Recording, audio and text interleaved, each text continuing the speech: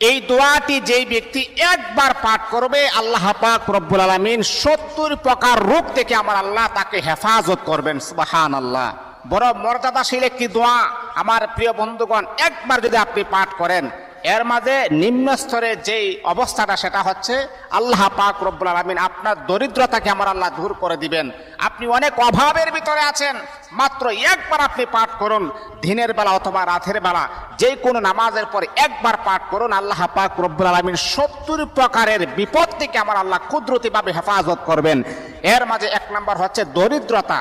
কোনো মানুষ এমন নাই যে তার দরিদ্রতা নাই, দরিদ্রতা থেকে আমার আল্লাহ আপনাকে হেফাজত করবেন। আমার প্রিয় বন্ধুগণ, দোয়াটা খুবই চমৎকার একটি দোয়া। দোয়াটা হচ্ছে লা হাওলা ওয়ালা কুওয়াতা ইল্লা বিল্লাহি ওয়ালা মানজা মিনাল্লাহি ইল্লা ইলাই। এই দোয়াটা একবার পাঠ করবেন, আল্লাহ পাক আপনাকে 70 প্রকারের বিপদ থেকে কুদরতিভাবে আমার আল্লাহ হেফাজত করবেন।